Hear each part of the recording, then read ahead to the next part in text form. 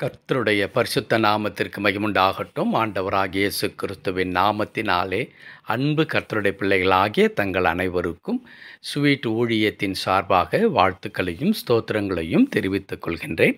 சங்கீதங்களின் புத்தகம் 20ஆம் சங்கீதம் 1வது வசனம். சங்கீதம் 20 வசனம் 1.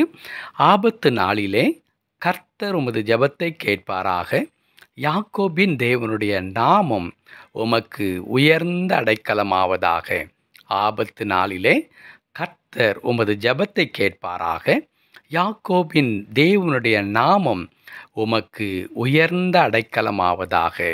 என் அன்பு கடவுளுடைய பிள்ளைகளே, ஆபத்து என்று வரும்பொழுது நாம் யாரை தேடுவது, யார் நமக்கு உதவி செய்வார்கள் என்று தெரியவே தெரியாது. ஏனென்றால் ஆபத்து என்பது ஒரு நொடிப்பொழுதில் எதிர்பாராத சூழ்நிலையிலே நடக்கின்ற ஒன்றாகும். ஆனால் கடவுளுடைய பிள்ளைகளுக்கு அந்த ஆபத்து காலத்தில் கூட உதவுவதற்கு நம்முடைய ஆண்டவர் நம் பட்சத்திலே இருக்கின்றார். ஆகையினால்தான் வேதம் சொல்லுகிறது, அவர் உறங்குவதுமில்லை தூங்குவதும் இல்லை என்று சொல்லி.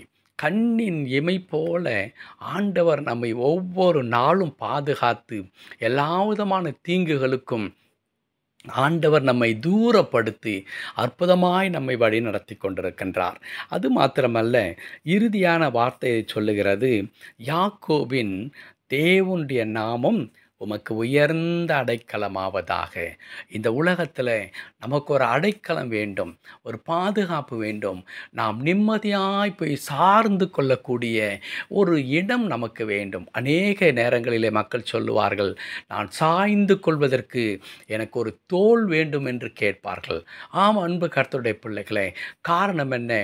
ஒரு விரக்தி, ஒரு தனிமை, ஒரு ஃப்ரஸ்ட்ரேஷன் வாழ்க்கையில் அது எங்கே நம்மை கொண்டு போய் விடுகிறது என்றால், இந்த உலகத்தில் நான் ஒன்றுமில்லாதவனாக இருக்கிறேன் என்கிறதான ஒரு வெறுமையை நோக்கி நம்மை நகர்த்துகிறது.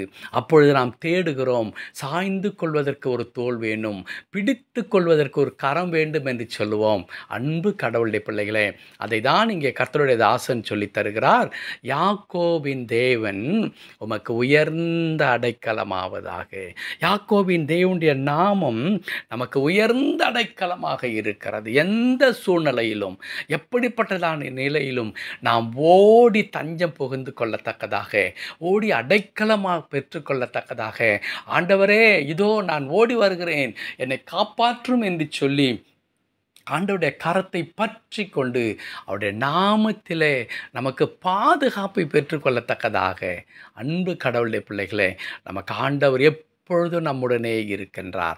ஆகையால் நம்முடைய வாழ்க்கையில் ஏற்படுகிறதான இந்த ஆபத்து நேரமாக இருந்தாலும் சரி, எனக்கென்று யாருமில்லை என்ற அந்த தனிமையின் உணர்வுகள் வந்தாலும் சரி, எல்லாவற்றிலும் கடவுள் என் கூட இருக்கிறார்.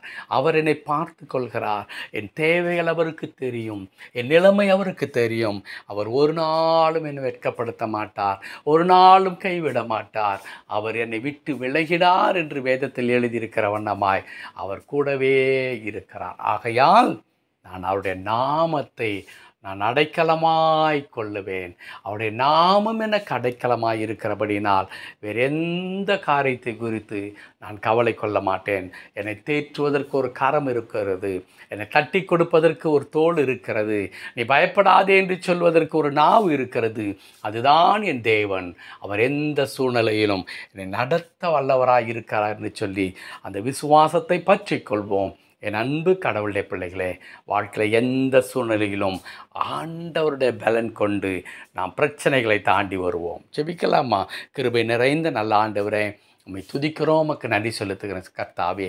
வியாதியின் நேரத்தில், வறுமையின் நேரத்தில், பிரச்சனையின் நேரத்தில் ஆண்டவரே, நீர் எங்களுக்கு அடைக்கலமாக நீர் இருக்கிறீர். ஆண்டவரே, எங்களை அரவணைத்து எங்களை தாங்கி வழி நடத்துகின்ற ஆண்டவரே, தேவனுடைய நல்ல ஆண்டவரே கரத்தை கர்த்தாவை பற்றி கொள்ளுகிறோம் ஐயா. நீர் தொடர்ந்து எங்களை நடத்த வேணுமே, எங்களை பலப்படுத்த வேணுமே.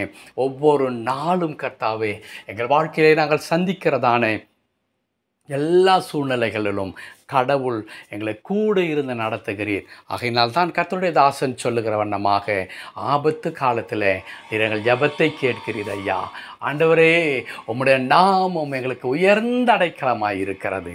அந்த தேவனுடைய திருக்கரத்தில் எங்களை தாழ்த்தி அர்ப்பணிக்கிறோம். என் தேவன் எங்களை தொடர்ந்து பொறுப்படுத்திக் கொள்ளும், நடத்தும். மீட்பர் நாமத்தில் பிதாவே. ஆமென், ஆமென்.